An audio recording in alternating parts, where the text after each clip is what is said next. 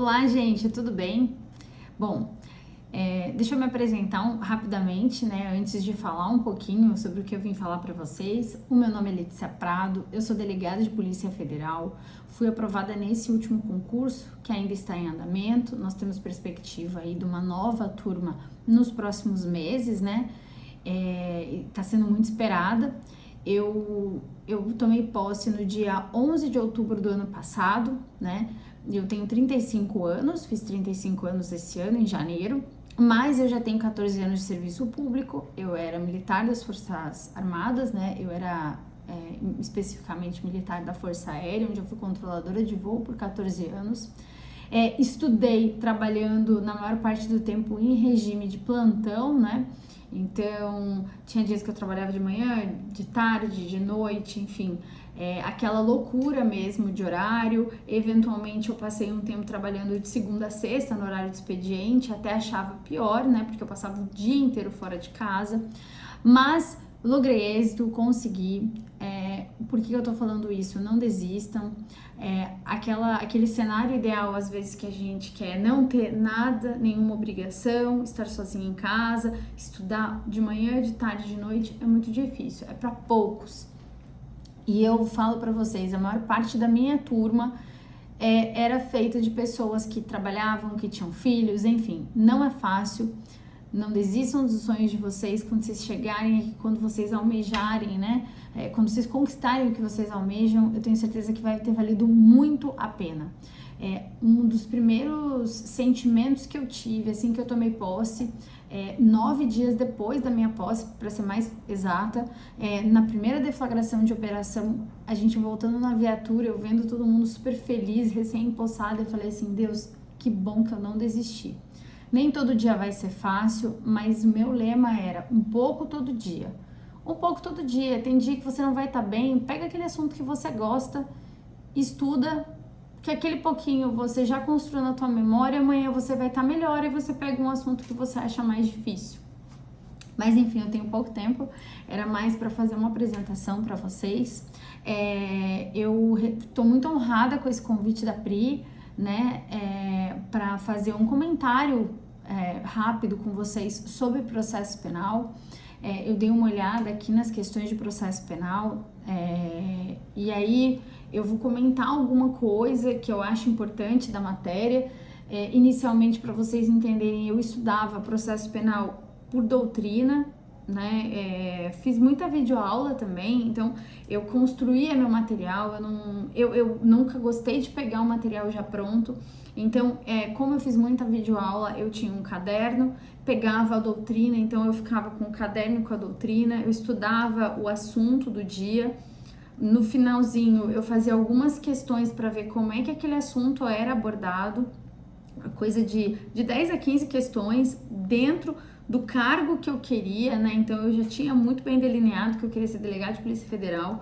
Eu entrava no site das questões, fazia o filtro daquele cargo, né? Daquela banca, e ali eu tinha a ideia de como a banca ia cobrar aquele assunto. Em especial na Polícia Federal, a gente tem muita jurisprudência, mas a prova objetiva, gente, ela vai querer muito que você saiba lei seca. Lei seca é difícil de estudar? É péssimo, é muito chato, é enfadonho. Só deu certo pra mim quando eu parei de sentar para estudar lei seca. Eu sentava, então o que eu fazia? Hoje eu vou estudar inquérito policial. Eu lia os dispositivos sobre inquérito policial. Então era assim que eu estudava, por recortes, porque se eu sentasse para estudar lei seca, não dava certo para mim. Então eu sentava, estudava aquele assunto com meu caderno, com a doutrina, fazia aquelas questões ali para ter uma ideia de como a banca cobra aquele assunto, lia umas 3 vezes os dispositivos daquela matéria. Então o que temos no Código de Processo Penal sobre inquérito policial, era isso que eu parava e ficava lendo. Aí eu lia umas 2 ou 3 vezes ali, criava um pouquinho do meu material de revisão e era dessa forma que eu estudava basicamente, né? Fazendo muito um en passant. E aí o que eu quero falar, o que eu quero trazer para vocês hoje, né? Algumas questões que eu acho que são legais a gente falar, né? Visto que a gente tem pouco tempo. Uma coisa que eu achei muito legal, né, tá super novo na jurisprudência, inclusive é do informativo 765, caiu na prova de vocês, né, salvo engano, a questão, deixa eu até ver, eu tô com o meu computador aqui, gente, para eu não me perder, tá?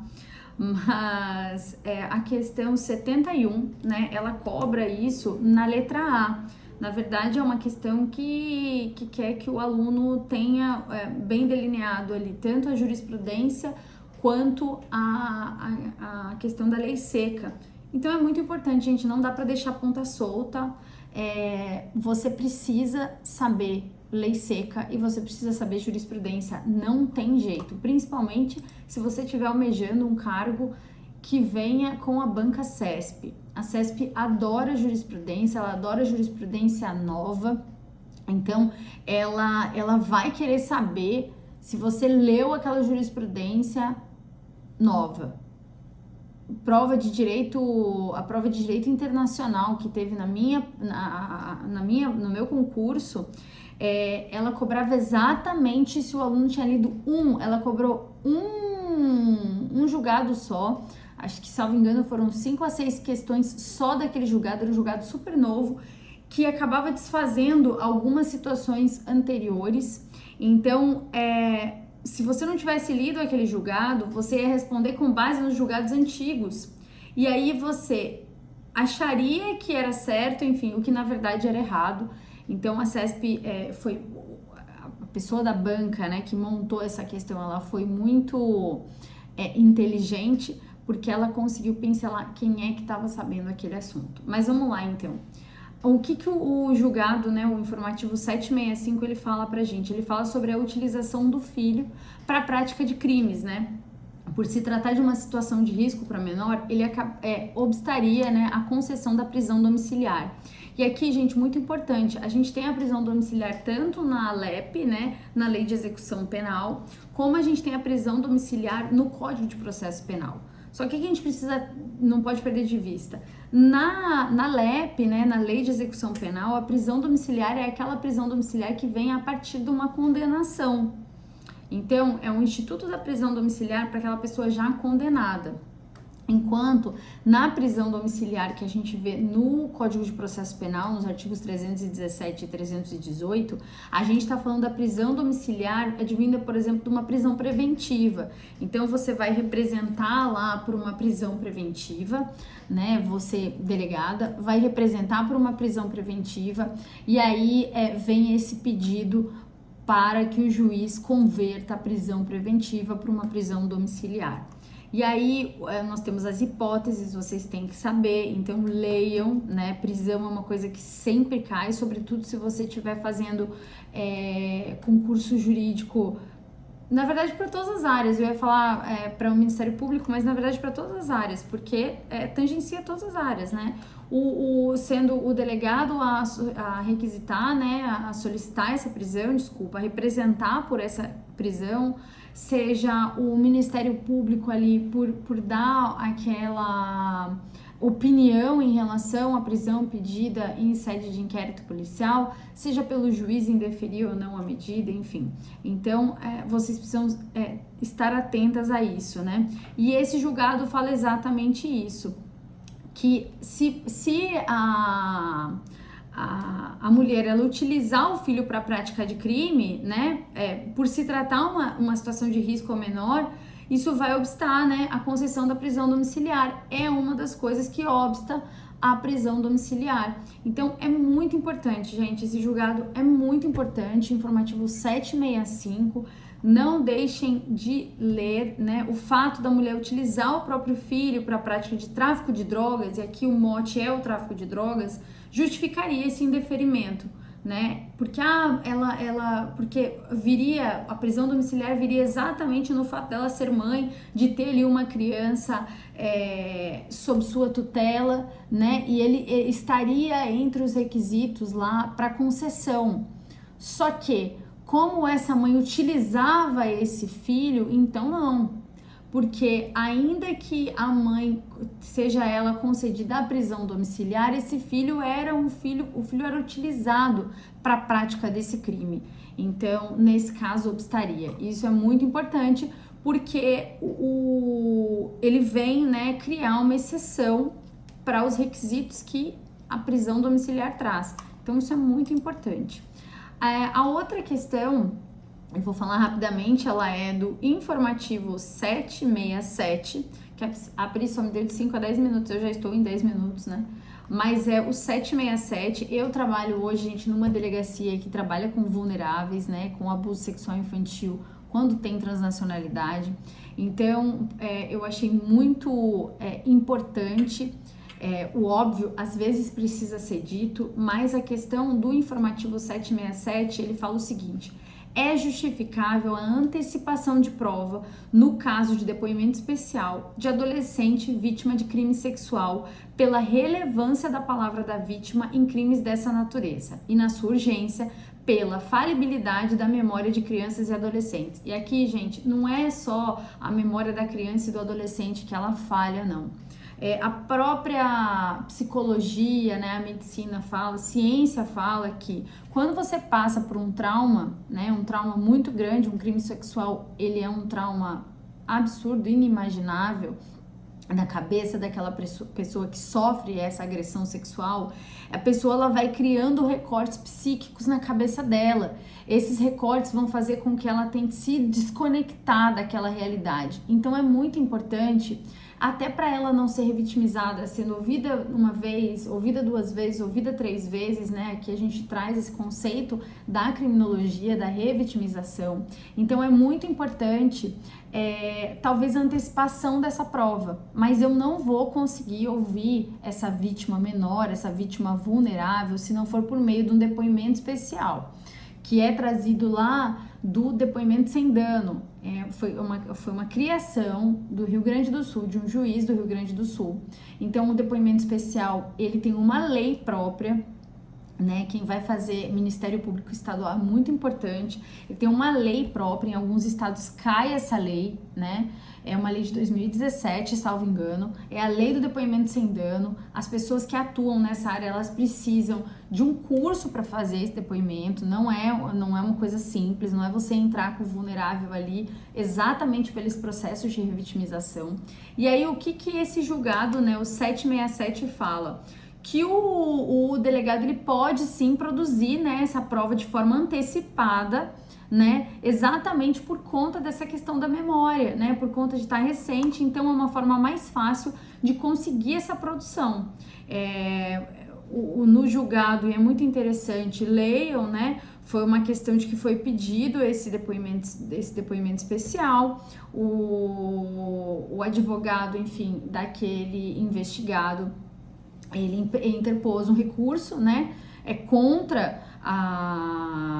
contra o deferimento dessa medida, e o juiz entendeu que não, né, e aí o próprio STJ avalizou a situação. A relevância da palavra da vítima, né, em crimes dessa natureza, ela é especial, né, às vezes você só tem a vítima ali falando do crime, então ela, além de ser muito, ter uma natureza urgente, né, ela tem essa questão da perda da memória, né, essa vítima, ela vai fazer esses recortes psíquicos e vai acabar esquecendo disso ou não conseguindo te dizer exatamente o que aconteceu, porque a mente mesmo vai criando até como um processo de defesa, esquecer de algumas partes que são muito importantes na questão da acusação desse investigado, desse réu.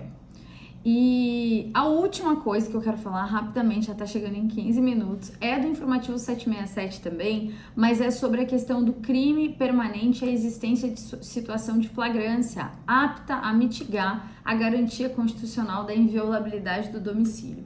Gente, essa questão, ela caiu na minha prova, inclusive caiu na minha prova oral, na parte de direito constitucional. Então, provas é um assunto que cai muito, é um assunto muito delicado, é um assunto rico em jurisprudência, principalmente nessa questão policial, né? Porque, não pode entrar que horas, como é que faz para entrar, se a situação é flagrancial, quando que o agente ali, né, que ingressou sem o mandado, quando que ele vai ter quando que ele vai ter que se explicar ali em relação ao que fez essa entrada, né, acontecer.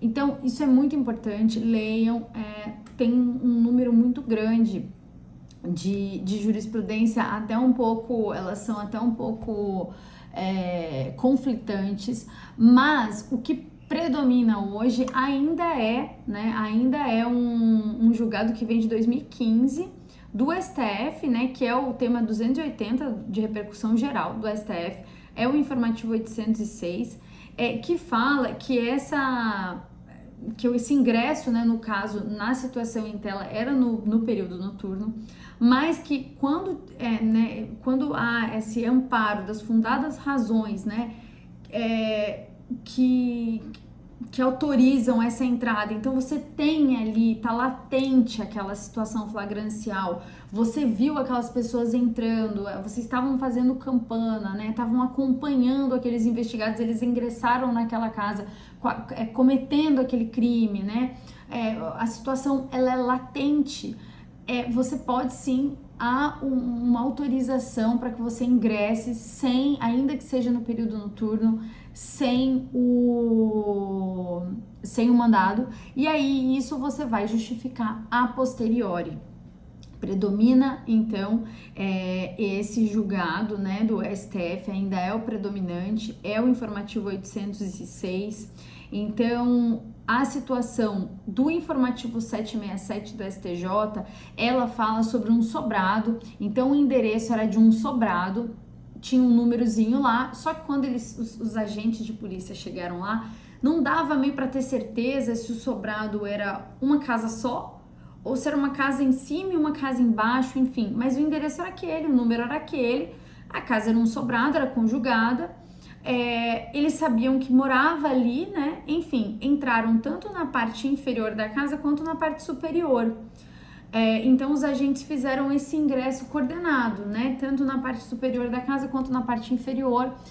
O alvo, né, que foi o da medida, ele estava na parte superior, né, estava no segundo piso desse sobrado, mas no primeiro piso existia uma outra pessoa cometendo o crime também, eles cometiam o mesmo crime, foi encontrado então duas pessoas, na verdade, numa espécie de associação criminosa mesmo, o crime era o mesmo, era questão de droga, arma, enfim, vocês podem ler depois o tema, é muito interessante, e aí, enfim, a pessoa que estava na parte de baixo, né, que não era o alvo da investigação, houve o advogado impetrou um HC, e aí foi entendido que não, que nesse caso a entrada ela foi justificada da maneira como ela aconteceu, porque a moradia era a mesma moradia, assim, enfim, era um número só, existia aquela situação flagrancial lá dentro, então autorizaria esse ingresso. É isso, gente, deu 18 minutos, eu acho que eu falei até bem pouco, queria ter falado mais, né, queria falar para vocês alguma coisa sobre colaboração premiada, mas enfim, fica para uma próxima, estudem muita jurisprudência em teses do STJ, tem que saber, eu lia bastante, fazia uns mapinhas mentais para não esquecer, fazia umas fichas, então se eu estivesse me deslocando para o trabalho, se eu estivesse numa sala de espera de uma médica, alguma coisa, eu tava ali, ó, estudando um pouco todo dia. Bons estudos para vocês, fiquem com Deus.